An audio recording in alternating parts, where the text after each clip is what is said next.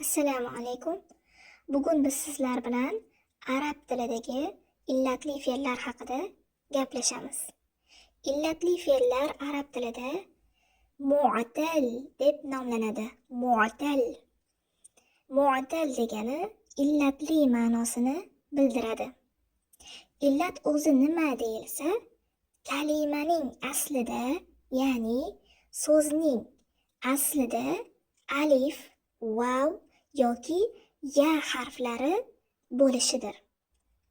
Kalimaning aslida, o'zagida faqatgina vav yoki ya harfi illat bo'lib kelishi mumkin. Lekin alif esa faqatgina ularning o'rnida kelishi mumkin xolos. Nega alif, vav yoki ya o'rnida keladi deyilsa, chunki arab tilida ba'zida ya va vav harflarini harakatlar bilan talaffuz qilish og'irlik qilganligi sababli uni alifga almashtiriladi. Xo'sh, bugungi mavzuyimizda mana shu masalani ko'rib chiqamiz. Illatli fe'llarimiz. Mu'tal fe'llar turlari. Birinchi turi misal deb nomlanadi va bu turdagi fe'llarda fa'ala vazniga e'tibor bersak, fa barobarida illat harfi mavjud bo'ladi. Masalan, wa'ada fe'lini oladigan bo'lsak, wa'ada fe'lida fa barobarida, ya'ni fa'ala vaznining fa barobariga qarasak, vav harfi illati mavjud ekan. Bu illat harfi faqat vav emas, balki ya bo'lishi ham mumkin. Demak, illat harflari o'sha vav yoki ya harflaridan birontasi fa barobarida kelgan bo'lsa, demak bu fe'l misal fe'l deb nomlanadi. Ikkinchi turimizdagi fe'llar esa ajvaf deb nomlanib, bu nama fe'liga o'xshash fe'llar bo'ladi. Bunda e'tibor beradigan bo'lsak, o'rtada, ya'ni ayn barobarida fa'ala vazniga solsak, alif turibdi bu yerda. Bu alif qayerdan keldi deyilsa, bu fe'limiz aslida nawama fe'li edi va mana shu nawama fe'lida vavdan oldin fatha turibdi va vavni o'zi ham fathali va buni arablar tilga og'ir sanaganligi tufayli vavni alifga o'zgartirib va uni harakatini olib tashlab nama qilib matga o'zgartirishgan, tiliga yengil bo'lishi uchun. Endi bu yerda demak alif haqiqiy o'zak harf emas, balkim o'sha o'zak bo'lgan vavni o'rnida turibdi. Lekin baribir illat harfi hisoblanadi. Va endi bu yerda nama fe'limiz ajvaf deyiladi. Nega deyilsa, chunki uning ayn barobari illat harfidan iborat. Endi keyingi fe'limiz esa naqis, ya'ni noqis fe'llar bo'lib, bunda fa'ala vaznining lam barobarida, ya'ni fe'lning 3-harfi illat harfi bo'ladi.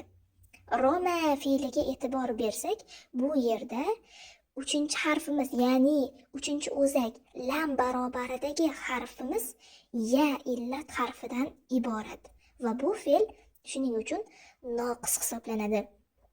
Ya'ni yana nima uchun noqis deb nomlangan o'zi desak, aslida bu fe'l tuslanganda ko'p joylarda mana shu lam barobaridagi illat harflari vav bo'ladimi, ya bo'ladimi, u tushib qolganligi uchun fe'l noqis deb nomlanadi. Keyingisi esa lafif fe'llari bo'lib, lafif fe'l tarkibida ikkita illat harfi borligi bilan boshqa fe'llardan ajralib turadi. Demak, lafif fe'l turida illat harfi ikkita bo'ladi va bu ikki illat harfi yonma-yon yoki ajratilgan holatda kelishi mumkin. Shunga ko'ra lafif fe'llarini ikkiga bo'lib nomlaymiz. Lafif maqrun va lafif mafruq. Lafif maqrunda tova fe'liga o'xshab ayn va lam barobarida illat harflari kelgan bo'ladi va ular yonma-yon turadi. Lafif mafruq fe'llarida esa fa'ala vazniga va'a fe'lini solib ko'rsak, fa va lam barobarida illat harfi kelgan bo'ladi, lekin ularning ayn barobarini sahih harf ajratib turgan bo'ladi. Mana shunday ajratilgan holatda bo'lsa, u lafif mafruq deb ataladi.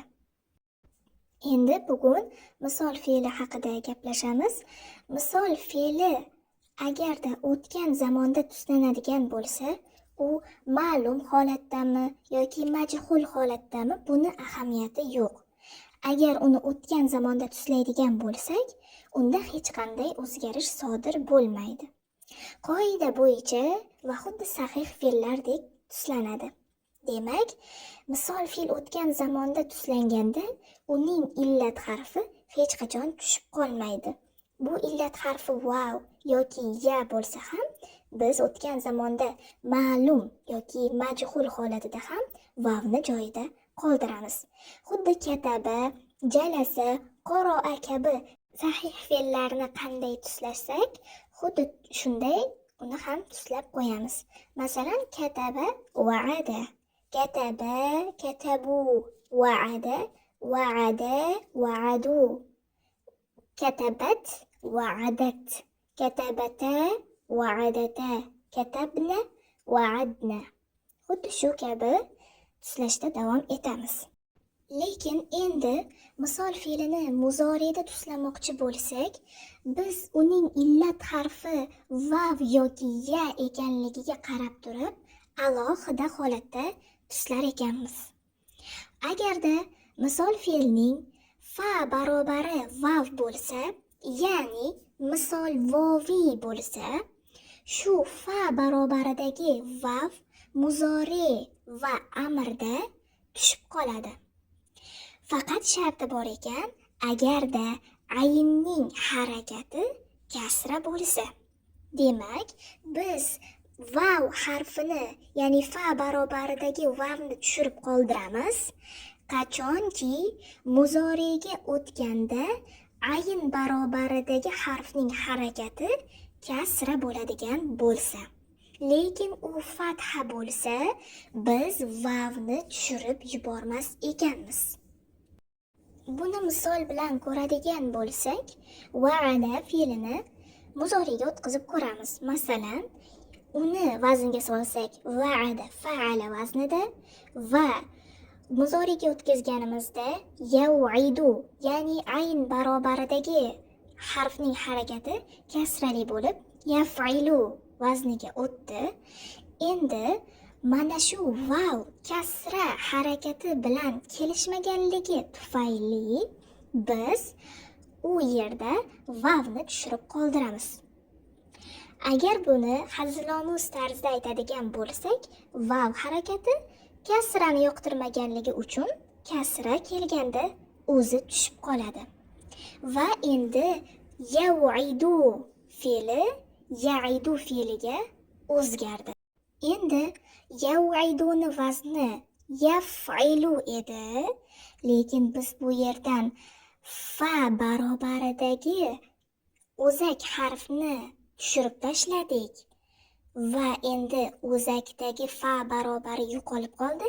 Endi biz ya'iduni vaznga solganimizda ya'ilu vazniga tushib qoladi. Chunki yaf'ilu vaznidan f tushib qoldi, shuning evaziga ya'ilu vazniga o'zgarib qoldi. Yana eslab o'tishimiz kerak bo'lgan narsa bu, agarda misol fe'l muzoriga o'tganida ayn barobaridagi harfning harakati fatha bo'lsa, kasra emas, fatha bo'lsa, bunda o'sha fa barobaridagi illat harfi bo'lgan vav tushirib qoldirilmaydi. Demak, qoida chiqadiki, agarda illat harfi vav bo'lsa, tushib qoladi. Lekin sharti ayn barobarining harakati muzorida kasraga aylangan bo'lishi kerak. Chunki vav bilan kasra kelishmaydi. Lekin ayn barobaridagi harfning harakati fatha bo'lsa, unda vav hech qachon tushib qolmaydi. Lekin degan joyi yana bor. Ba'zi bir shoz fe'llar bu qoidaga bo'ysunmaydi. Shoz fe'llar nima deyilsa, qoidaga teskari keladigan, o'sha ishlab chiqilgan qoidaga teskari istisno tarzida keladigan fe'llar shoz fe'llar hisoblanadi. Masalan, waqa'a fe'li aslida yawqa'u bo'lib tuslanishi kerak va bu yerda ayn barobaridagi harfimiz qofning harakati fatha, lekin u yaqa'u bo'lib tuslanadi va vav harfi illati tushirib qoldiriladi. Bunday holatlar arab tilida uchrab turadi fe'llarda. Nega deb agar ichiga kirib surishtirilsa, sababi o'sha yawqa'u fe'limizdagi qof harfi istilo harflaridan bo'lganligi uchun uni talaffuz qilish qattiqroq bo'ladi. Shu sababli vav bilan qof yonma-yon kelganda ular kelishmaydi. Shuning uchun mana shu waqa'a yoki vado'a fe'lini ham olishimiz mumkin. Vado'a fe'lida ham e'tibor bersangiz, yado'u tarzida u fe'lni uchratasiz. Aslida u fe'l yavdo'u bo'lishi kerak edi. Lekin istilo harflariga duch kelib qolsa, vav tushirib yuboriladi. Endi agarda misol fe'limizning illat harfi ya harfi bo'lsa, bunda biz buni misol ya'i, ya'ni misal ya'i deb nomlaymiz. Ya'ni ya harfi illati bilan kelgan misol fe'li. Bunda biz mozida ham, muzorida ham, amrda ham hech qachon ya harfi illatini tushirib tashlamaymiz va o'zgartirmaymiz. Demak, o'zgarish yoki tushib qolish holatlari faqatgina misal vavida, ya'ni vav harfi illati bilan kelganda bo'lishi mumkin ekan. Va unda ham sharti kasrali holatda ayn barobarining kelishi. Lekin ya harfida agar ayn barobari fathali kelsa ham, ayn barobari kasrali kelsa ham, mozi bo'lsin, muzori bo'lsin yoki amr holati bo'lsin, doimo ya o'z joyida turadi va sahih fe'llar kabi tuslanar ekan. Masalan, yabisa degan fe'limizni olsak, bu o'tgan zamondagi fe'l va uni muzoriga o'tkazganimizda yaybasu bo'ladi. Bu fe'l ikki xil holatda arab tilida ishlatiladi. Yaybasu, ya'ni yabisa fa'ila, yaybasu yaf'alu. Ayn barobari fathali o'qiladigan ko'rinishi ham bor va yaybisu yaf'ilu vaznida ayn barobari kasra o'qiladigan ko'rinishi ham bor. Agar buni buyruq o'tkazsak, ibis if'il vaznida va ibas if'al vaznida bo'ladi. Demak, e'tibor bersak, ya harfi illati hech qayerda tushib qolgani yo'q. Demak, misol fe'limizning illat harfi ya bo'lsa, unda hech qanday o'zgarish sodir bo'lmaydi. Bugungi mavzuyimiz shulardan iborat edi. Agar darsimiz sizga ma'qul kelgan bo'lsa, uni arab tilini o'rganayotgan do'stlaringizga jo'natib qo'yishingiz va like tugmasini bosib qo'yishingiz mumkin.